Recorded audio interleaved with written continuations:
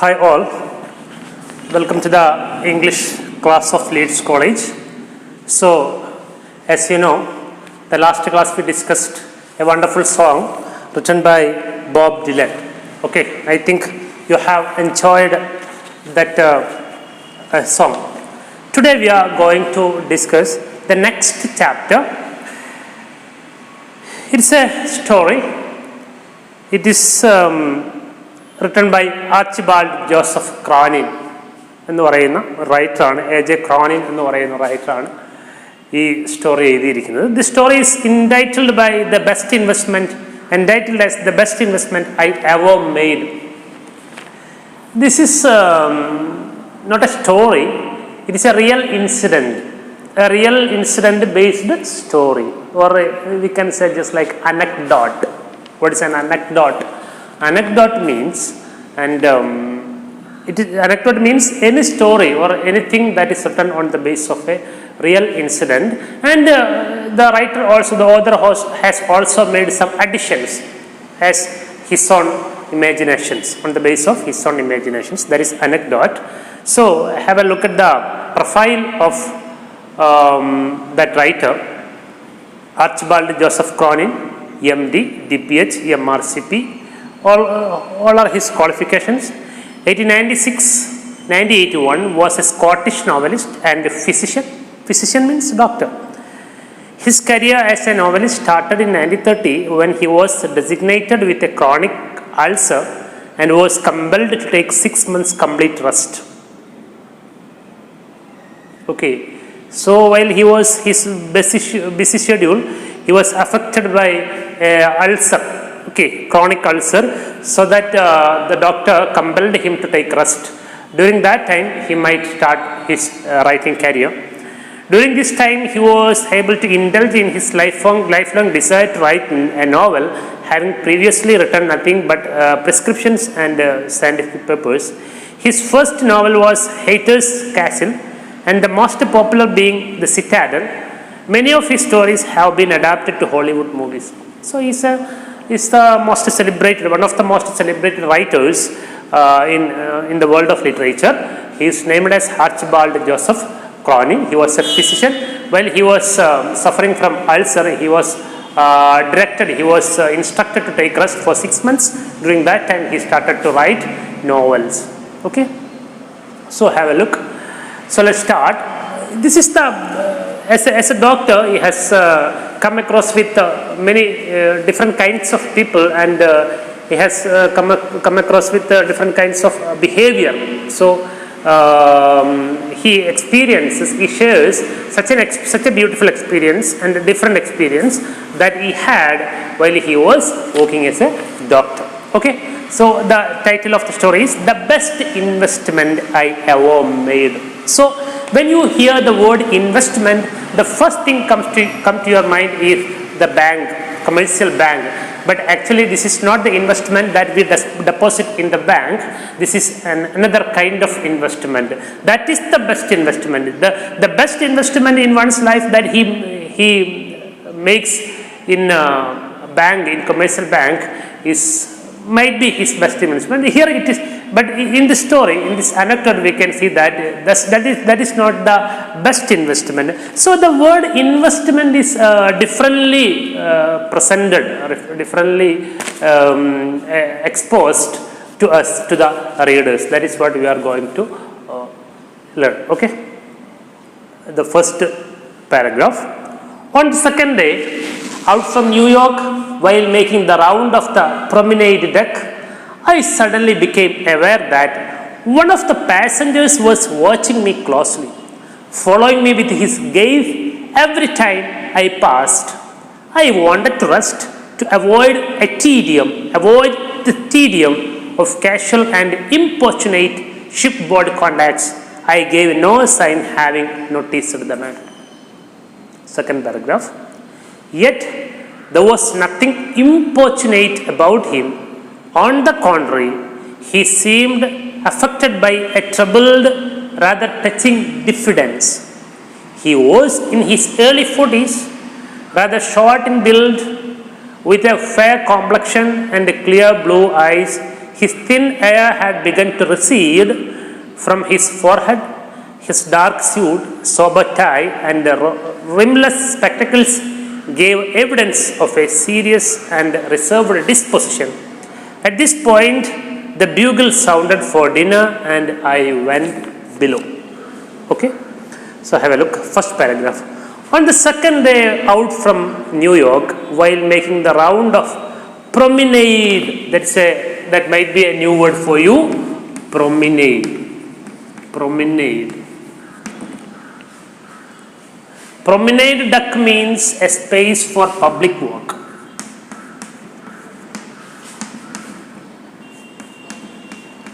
Public walk in a ship. Okay. A space for public walk in a ship. That is what is promenade deck. So after the walk, for the relaxation, people go there and walk here and there, just like an avenue. We know that avenue. So just like that, here in promenade deck, people make use of that promenade deck to relax from their works. Just like that, on the second day of their journey. Okay, it is a voyage, a journey by sea. It is a voyage. On the second day out from New York, while making the round of the promenade deck. So the narrator might be the doctor itself, might be the author itself. Okay, so the narrator was walking here and there in the promenade deck after completing his work as a doctor in the ship. Okay, I suddenly became aware that one of the passengers was watching me closely. So while he was walking here and there on the deck, on the promenade deck, he suddenly beware of that a person, he doesn't know that person, he felt that somebody is observing me, somebody is looking at me. Okay. I suddenly became aware that one of the passengers was watching me very closely. I was being examined by a person. Okay. Following me with his gaze every time I passed. Whenever I passed here and there, he looks at me constantly. He gazes at me. Gaze means to look sharply. Gaze. Or stare. We can use stare, gaze or stare. He was gazing. He was looking at me sharply. While the narrator, might be the author itself, Archibald Joseph Cronin, might be the author itself, he was walking here and there in the promenade deck after his work from the ship for the relaxation. Okay, following me with his gaze every time I passed, I wanted to rest. As far as I am concerned, I actually wanted to take rest because I was very tired. I was exhausted from my job. I wanted to rest to avoid the tedium of casual and importunate shipboard contact. Actually, at that time, I really wished to be isolated, wished to be alone, because I tried to avoid tedium. Tedium means boredom. Tedium means boredom.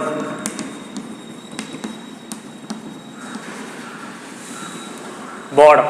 Okay, boring.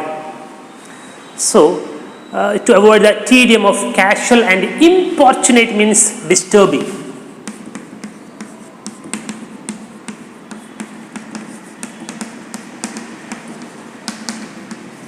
So, being a doctor in the ship, we know that he might have the contact with different people who are the passengers in the ship. So, he wanted to avoid all those people because he was totally tired after his work. So, he wanted to avoid the tedium or boredom from the people who he sees every day after his work in the ship, and the importunate. So, I told you the word meaning. Gaze means stare, tedium, boredom, importunate, disturbing. So, as a doctor, he has a connection with so many people as a passengers in the ship. So, that particular day he was very tired, so he wanted to avoid all such contacts, usual conversation, casual conversation with the passengers, that he he usually has. So he wanted to rest. Okay, so shipboard contacts means board means to get in ship. Okay, kayaruga ennaanu artham. So shipboard contacts means the contact with those people who are board in the ship. Okay, so I wanted to rest to avoid the tedium of casual and importunate shipboard contact. I gave no sign of having noticed the man. So that particular day, we know that he was too tired. The doctor was too tired, and a stranger he becomes aware of that a stranger is looking at him constantly. So the doctor didn't any sign that the doctor has noticed that stranger, that passenger, because he was not in the mood of to have a talk with a person, to have a conversation with a person, because he was too tired after his job, after his work. Okay. Then second paragraph. Yet there was nothing importunate about him. On the contrary, he seemed affected by troubled, rather touching diffidence. He was in his early 40s, rather short in build, with a fair complexion and clear blue eyes. His thin hair had begun to recede from his forehead. His dark suit, sober tie, and rimless spectacles gave evidence of a serious and reserved disposition. At this point, the bugle sounded for a dinner. I went below. Even though he has not given any sign that the doctor has noticed him, he also observed that man, that passenger. The doctor also observed that passenger. How does he look like? That is the second paragraph explains. Yet there was nothing importunate about him. That particular person, that stranger, was not importunate.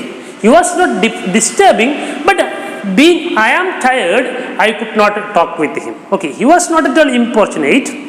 On the contrary, viruddhamayittu, in opposite of that, he seemed affected by a troubled, rather touching diffidence.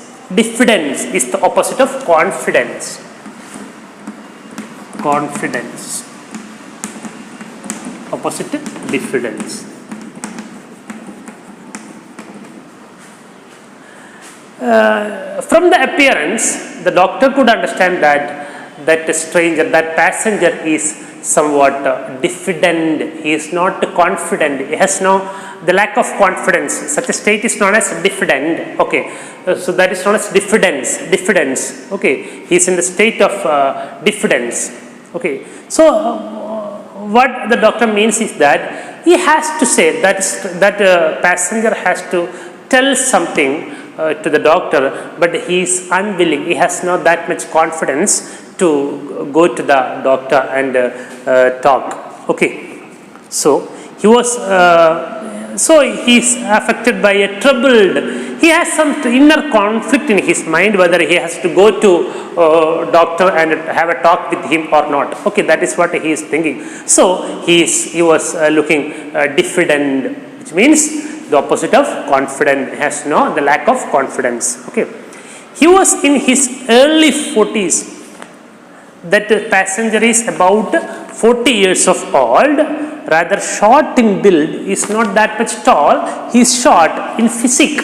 Okay, build means in physique, he is that much tall, he is somewhat short. And with a fair complexion, his skin color, that is fair. Okay, somewhat whitish, fair complexion, and clear blue eyes. His eyes are blue. Okay. Then his thin hair had begun to recede from his forehead. Recede means to start to withdraw. Recede, to stop growing. Stop growing, to start to withdraw. Stop growing. Okay.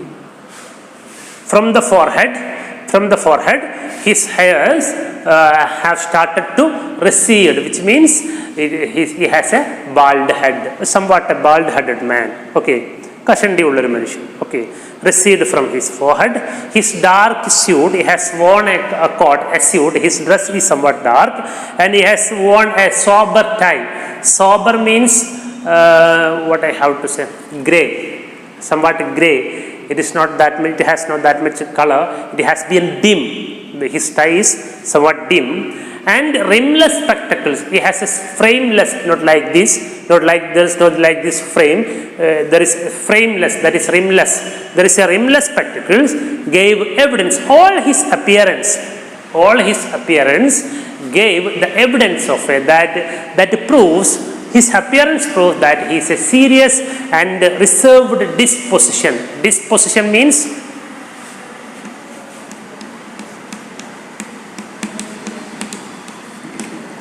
mental state or approach, attitude, mental state of a person. Okay, disposition. So you might be asked, what is the appearance of that stranger or that passenger? Okay, so how will we answer? He was in his early 40, rather short in build, with a fair complexion and clear blue eyes. His thin hair had begun to recede from his forehead. Okay, his dark suit, suit means his dress. Okay, he has worn a dark dress, sober tie means, sober means, I told you that, this colorless, it has been dim. Okay, a sober tie and rimless spectacles, frameless spectacles, all this appearance. So a person with this outlook or with this appearance, we can understand that he is very serious with a reserved disposition. He has his own attitude, mental dispositions that we can see, that we can understand from his appearance. While the doctor was thinking all these things, and while the doctor was observing, making all the conclusions about that passenger, he heard the sound of the bugle. Okay, the sound of the bugle means it is time to have food. Okay, so at this point the bugle sounded for dinner. Okay, this is the warning to go down to have dinner. So I went down. So the narrator went down. This all other things happens the first day of their voyage. Okay, once again I will read that to paragraph. Have a look. On the second day, out from New York, while making the round of the promenade deck, I suddenly became aware that one of the passengers was watching me closely, following me with his gaze every time I passed. I wanted to rest, to avoid tedium of casual and importunate shipboard contacts. I gave no sign of having noticed the man. Yet there was nothing importunate about him. On the contrary, he seemed affected by a troubled, rather touching diffidence. He was in his early 40s, rather short in build, with a fair complexion and clear blue eyes. His thin hair had begun to recede from his forehead. His dark suit, sober tie, and rimless spectacles gave evidence of a serious and reserved disposition. At this point, the bugle sounded for dinner. I went below. Okay, all these things have taken place, or these events have taken place in the first day of their meeting. On the following forenoon, I again observed my fellow voyager watching me earnestly from his deck chair.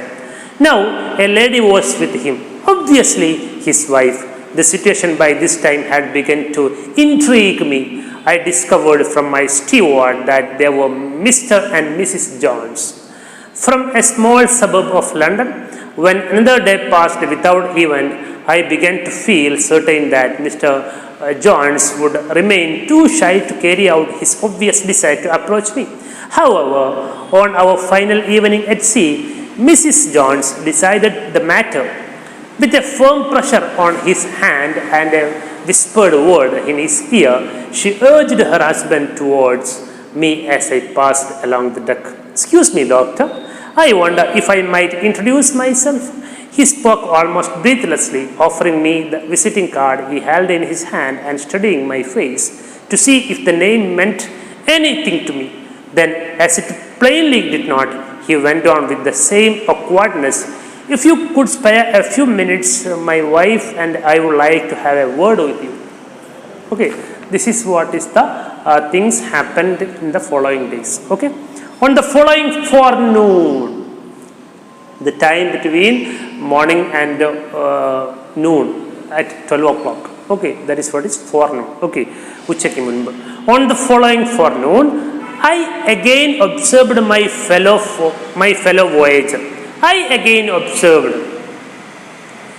The voyager was already observed the doctor. So the next day, doctor started to observe that person. Okay, so I means the doctor, the narrator. I again observed my fellow voyager. Voyager means one who travels in a ship with somebody, or with the doctor. Okay, that is voyager. Okay, voyager watching me earnestly, seriously. Earnestly means seriously from his deck chair. So the same thing happened the next day itself. While he was from the deck, that doctor just noticed that person. At that time, that voyager, that stranger, that passenger was earnestly looking at me. Earnestly means seriously looking at me. So now he was not alone. One more person was with him. That is a lady. It is crystal clear that is his wife. Okay, ഇന്നലെ അയാൾ മാത്രമേ ഉണ്ടായിരുന്നുള്ളൂ, ഇന്ന് അയാളുടെ കൂടെ ആരും കൂടെ ഉണ്ട്, ഒരു വ്യക്തി കൂടെ ഉണ്ട്, ഒരു സ്ത്രീ കൂടെ ഉണ്ട്, അല്ലേ? That we can understand that is his wife. Okay, now A lady was with him, obviously his wife. Obviously means clearly. Okay, his wife. The situation by the time had begun to intrigue me. Okay, so by the time I started to be eager. Okay, intrigue. Intrigue means intrigue, to raise curiosity, to be curious, to be curious, to be curious. Okay, he started to be curious. Who?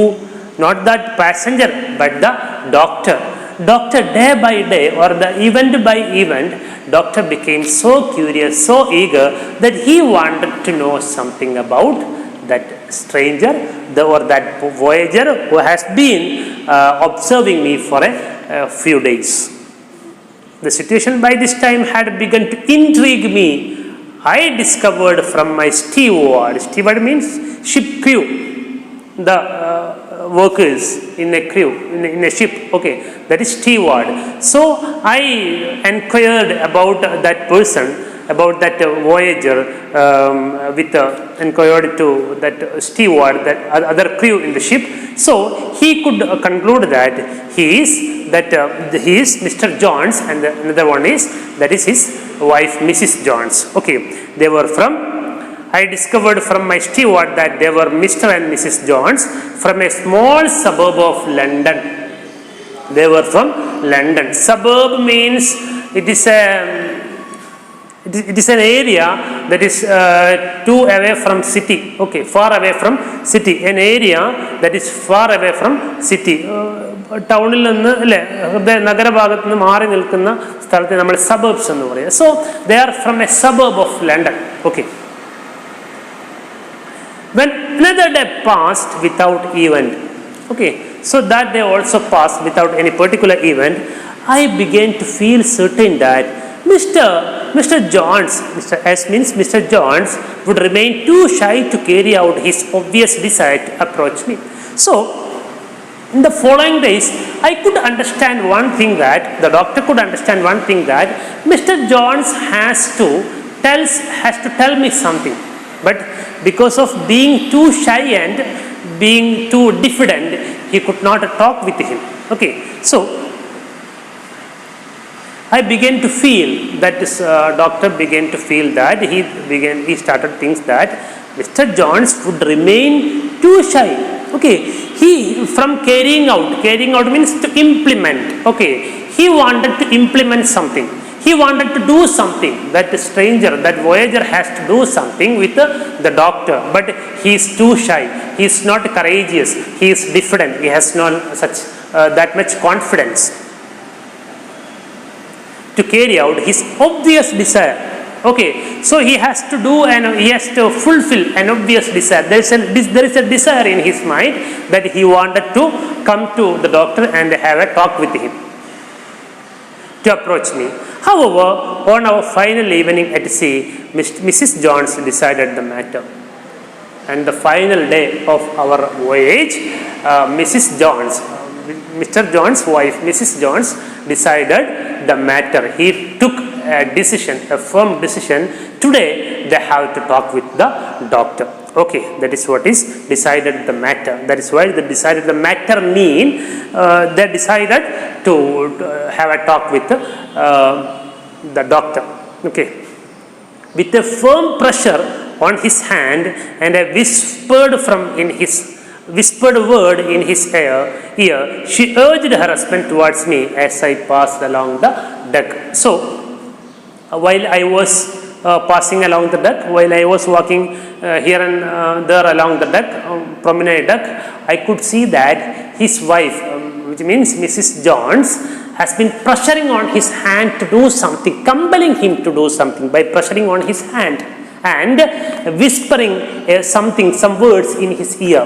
She is murmuring, she is telling something him secretly in a very low voice. Okay, so it might be, not might be, it is the compulsion. She is compelling, she is forcing her husband to approach me. Okay, to approach and have an open discussion.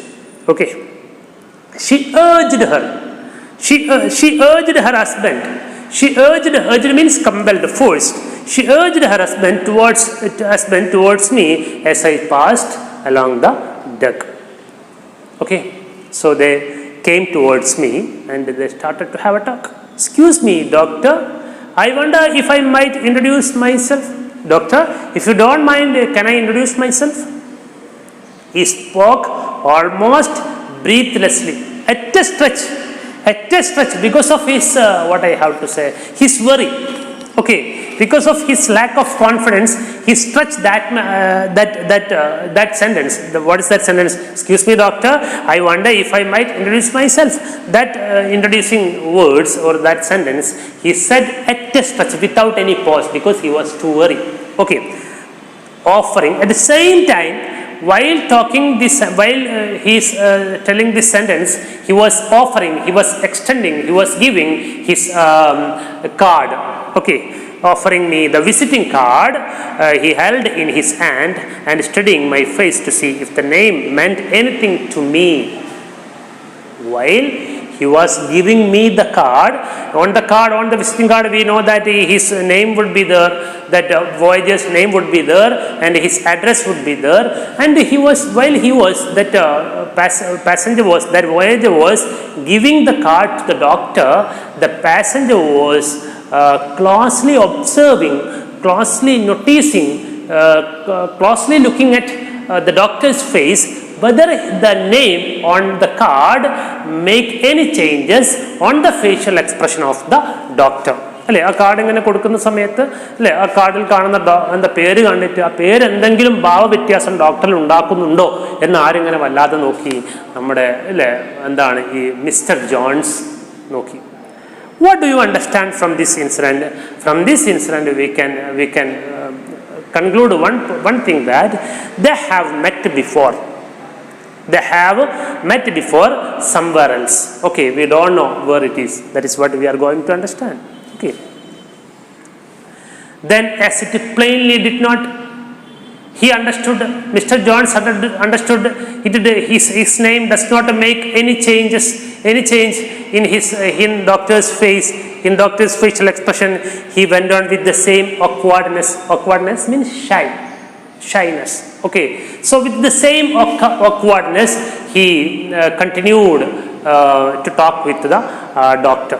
Okay, if you could spare a few minutes, my wife and I would like to have a word with you. Sir, if you don't mind, could you please spend some more time with us? We have to talk with you. Could you please spare some time for us? Some minutes, few minutes. My wife and I would like to have a word with you. We have to talk something with you.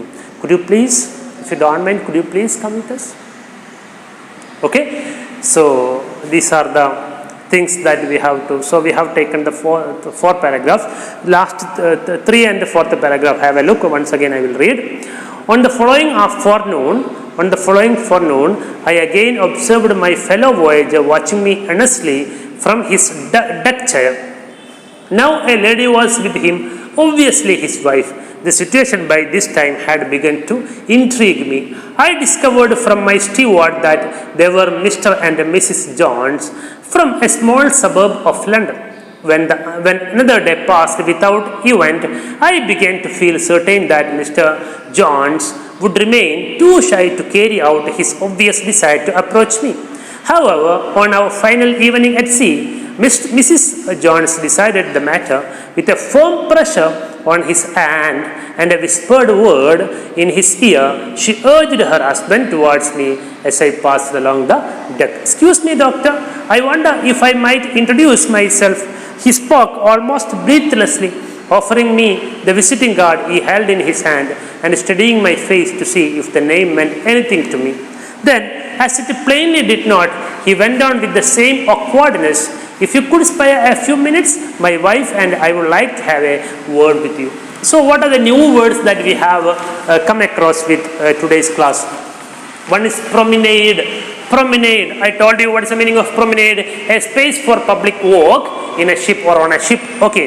Then the next one is gaze. Gaze, you know that. What is the meaning of gaze? To have a sharp look. To look sharply. Okay. Or to stare. And tedium means boredom. Importunate means disturbing. I told you that. Shipboard. Shipboard means one who got in the ship. Okay. Shipboard contacts. And the diffidence. I told you that diffidence is the opposite of confidence. Diffidence means the state of being, the state of having lack of confidence. Okay. So, and fair complexion, skin color. Fair complexion means white color. Okay. And clear blue eyes. His thin hair had begun to recede, stop growing, which means it is withdrawing. It is bald-headed, recede. Sober, I told you that, colorless. Okay. Disposition, mental state. Okay. Manasika avastha, manobhavam ennokke parayam. Okay. In the third paragraph, we can see intrigue, earnestly. First one is earnestly means seriously. I told you that, seriously. Then intrigue means to be curious. And steward, a crew in the ship. Suburb, I told you that suburb is the area that is far away from the town. Okay, the heart place of the town. Then the next word, carry out. Carry out, you just underline that word carry out because it is a phrasal verb which means to implement. Obvious means clear. And whispered means murmur, whisper, murmur. Urge means urged. Urged means compelled, forced. Okay. Then fourth paragraph. Breathlessly, you know that breathlessly, hurriedly, with worry. Okay, visiting God and studying my face. Mend means to mean, arthamakuva. Plainly means clearly. Awkwardness, shyness. Spare means spend. Okay. These all are the two words that we have come across with today. I hope it is clear. The remaining part we can discuss in the next class. Okay.